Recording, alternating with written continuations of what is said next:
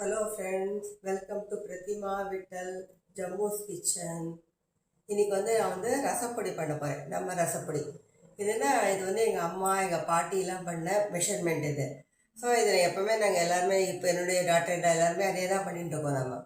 So எப்படி பண்ணுறதுன்னு பார்க்கலாம். இது ரொம்ப வருஷமாக பண்ணுறோம். எல்லாம் ரசம்னா நைட்டு வரைக்கும் அவ்வளோ ருசியாக இருக்கும். இந்த ரசம் அவ்வளோ டேஸ்டி. இது எங்கள் மாமியாரும் திரும்ப கேட்டுக்கிட்டு அவங்களும் அது மாதிரி பண்ண ஆரம்பிச்சிட்டாங்க. முதல்ல பச்சை இதாக பண்ணியிருந்தாங்க, பச்சையாக தான் அரைச்சிருந்தாங்க. அப்புறம் தான் அதான் வறுத்து பண்ணோன்னே அதே மாதிரி பண்ண ஆரம்பிச்சிட்டாங்க. ஸோ இன்றைக்கி எப்படி பண்ணுறதுன்னு பார்க்கலாம். நீங்களும் மெஷர்மெண்ட் நான் சொல்கிறேன்.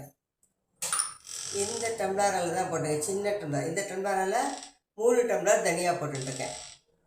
1 டம்ளர் மிளகு, 1 டம்ளர் ஜீரகம் போட்டுருக்கேன். இல்லை போட்டு இது கொஞ்சம் கடுகு, கொஞ்சம் வெந்தயம் போட்டோம்னா இது நமக்கு எப்படி போடுறது. வேறு எந்த பருப்பு எதுவுமே போட மாட்டோம் இல்லை. ஸோ இவ்வளோ தான் இதில் போடுறதுனாங்க. இது போட்டோம்னாக்கா இது இவ்வளோ தான். இதை போட்டு வறுக்க வேண்டியதான். இது மிளகா ஒரு 25-30, ரொம்ப காரம் வேண்டாம். ஏன்னா மிளகு 3க்கு 1 போட்டிருக்கோம். இது மாதிரி 3 போட்டோம்னாக்கா 1 போட்டிருக்கிறதுனால மிளகா அவ்வளோ வேண்டாம். ஸோ நான் ஒரு 25 மிளகா எடுத்துட்டுருக்கேன். அவ்வளோதான். சரி, இப்போ நம்ம இதுபடி பார்க்கலாமா.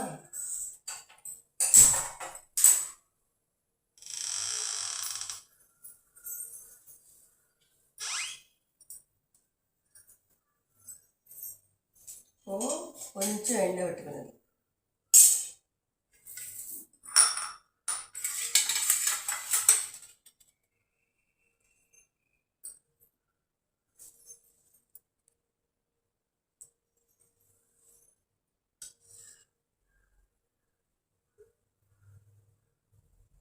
இப்போது கொஞ்சம் எண்ணெய் விட்டுக்கணும்.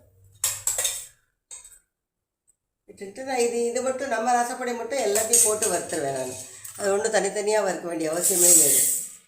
இது எல்லாத்தையும் போட்டு வறுத்துடலாம். இதை ஒரு சட்டப்பட்டாரம் வந்தோடனே நம்ம நிறுத்திக்கலாம். அவ்வளோதான். அதான் நல்லா வறுப்படணும். ஆனால் வாசனை வரணும். அது வரைக்கும் நான் வறுத்துட்டுருக்கணும். நல்லா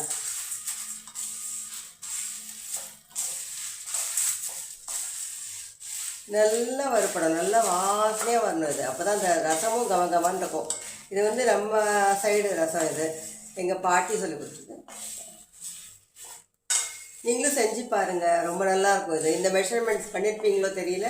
பட் ஒரு தடவை இந்த மெஷர்மெண்ட் ட்ரை பண்ணுங்கள். ரொம்ப நல்லா வாசனையாக இருக்குது. ரொம்ப காரம் இருக்காது. ஆனால் மிளகு காரம் இருக்கும். நம்ம ஊரில் மிளகு காரம், நமக்கு மிளகு ஜீரகம் ஜாஸ்தி வேணும். ஸோ அந்த மாதிரி மிளகு காரம் இருக்கும். இதில் இந்த மாதிரி வறுத்து எடுத்துக்கலாம்.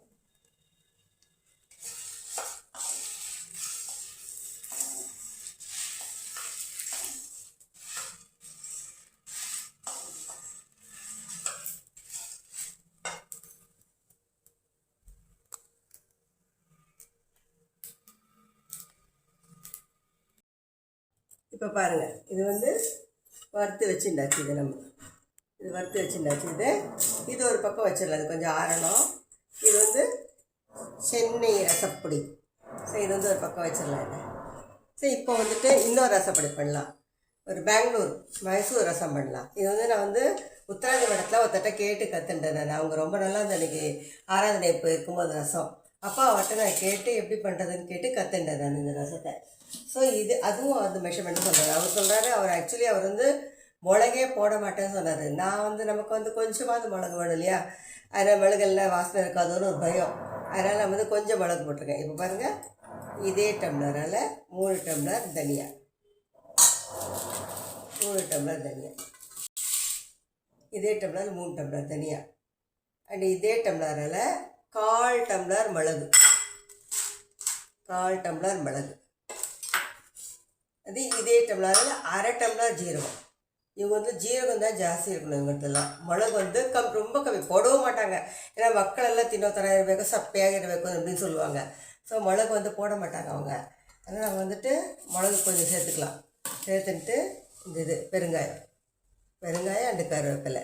இது இந்த கால் பாகம் மிளகு எடுத்துக்கிறோம் இல்லையா, அதே 1/4 பாகம் தான் இந்த வெந்தயமும் எடுத்துக்கணும். வெந்தயமும் எடுத்துட்டு அதை வறுக்கணும். ஒன்றா போட்டு வறுத்துட்டே வரணும். இதில் பார்க்கலாம்.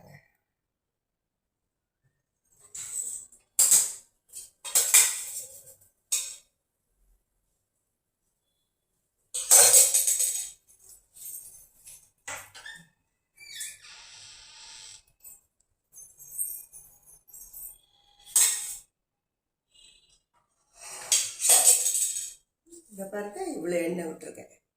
இந்த எண்ணெய் விட்டுருக்கேன். இப்போ நம்ம ஒன்று ஒன்றா தான் வறுக்கணும். அதில் எப்படின்னாக்கா கடுகும் நம்ம வந்துட்டு ஒரு கை நிறைய கடுகு போடணும். அது பாருங்கள், ஒரு இந்த வரை கடுகு, இந்த பாருங்க கடுகு, இவ்வளோ கடுகு வேணும். அதுக்கு கடுகு அவங்க போட்டே போடுறாங்க.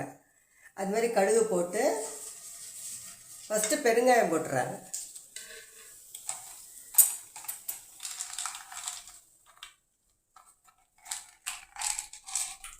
1 2 3 5 6 போட்டேன்.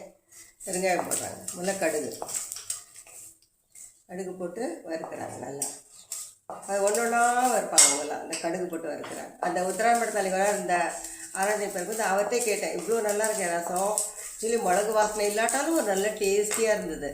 ஸோ நான் வந்து அவர்கிட்ட கேட்டோடனே அவர் சொன்னால் இந்த மாதிரி பண்ணணும் அப்படின்னு சொன்னார். பாருங்கள், ஜீரகம் வந்து 1/2 டம்ளர், 4 டம்ளர் வந்து ஜீரகம் இல்லை வடிக்குது பாருங்கள். இப்போ ஜீரகம் வடிக்கும். ஜீரகம் வெடிக்கணும், நல்லா வாசனை வரணும். நல்லா ஜீரகம்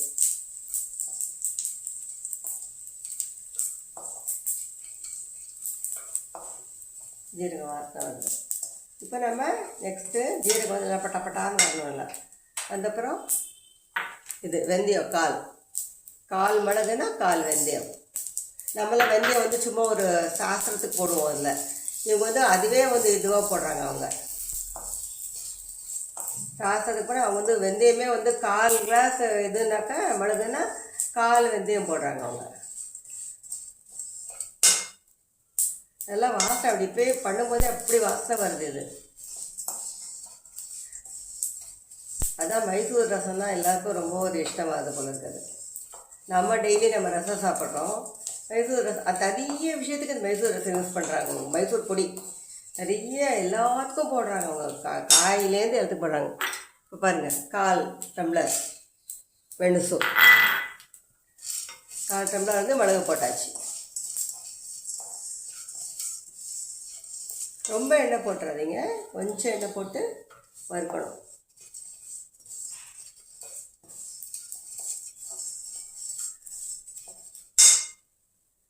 கொஞ்சம் ப்ரெஸ் பண்ணிங்க, ரொம்ப வேண்டாம். சவுண்டு வர அளவுக்கு இந்த மிளகுன்னா நல்லா பட்டப்பட சவுண்டு நல்லா மிளகுன்னு தெரிஞ்சுக்கலாம் நம்ம.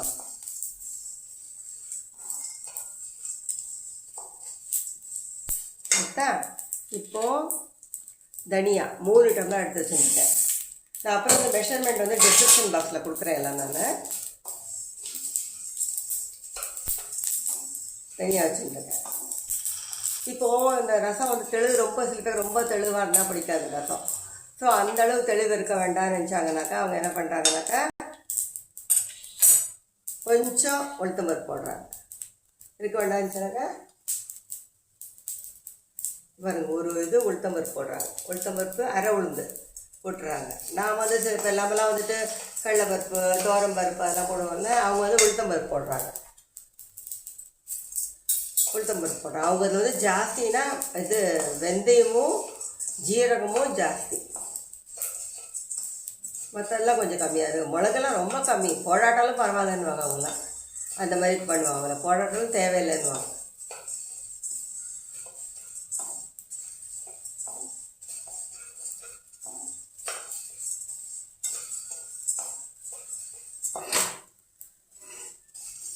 இது சமைக்கிறது பிடிக்கிறதா இருந்தால் எல்லோரும் ஒரு சப்ஸ்கிரைப் பண்ணுங்கள், லைக் பண்ணுங்கள், என்ன இருந்தாலும் கமெண்ட் பண்ணுங்கள். எது இருந்தாலும் பரவாயில்ல, எந்த கமெண்ட் இருந்தாலும் பரவாயில்ல, கமெண்ட் பண்ணுங்கள். இப்போது வேடிக்கை மெಣಸಿನಕಾಯಿ பாருங்கள், 2 சேர்த்துருக்கேன். நம்ம குண்டூர் மிளகாவும் வேடிக்கை மெಣಸಿನಕಾய் ஒரு 25 கிராம் சேர்த்துருக்கேன். இது வேடிக்கை மெಣಸಿನಕಾய் அப்புறம் அந்த கலர் வருது இல்லையா, அதனால் நம்ம வந்து வேடிக்கை மெಣಸಿನಕಾய் சேர்க்குறோம். இந்த கலருக்காக சேர்க்குறது, அது காரம் கொஞ்சம் கூட இருக்காது. கரெக்டாக வேண்டாம், நம்ம வந்து இந்த மிளகாவை கொஞ்சம் சேர்த்துக்கலாம், நல்லா வாசனையாக இருக்கும்.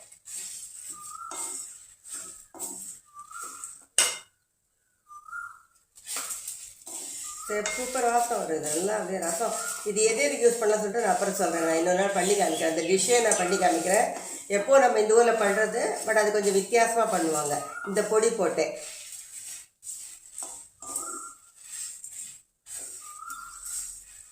இதுதானா கேட்பீங்க, பட் அதில் கொஞ்சம் பண்ணுற மெத்தடை வந்து கொஞ்சம் வேறு மாதிரி இருக்கும்.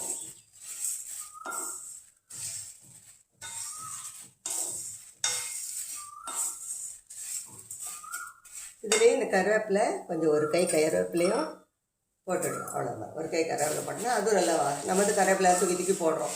இதுலேயே போட்டுறாங்க அவங்க கருவேப்பிலையை.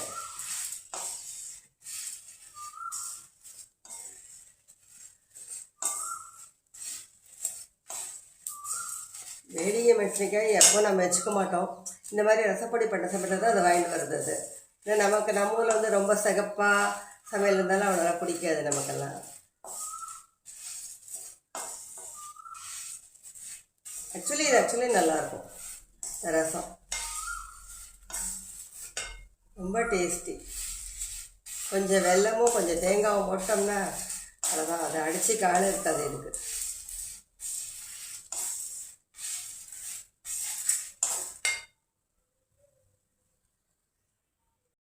இந்த பாருங்கள், இது வந்து நம்ம சென்னை ரசம்.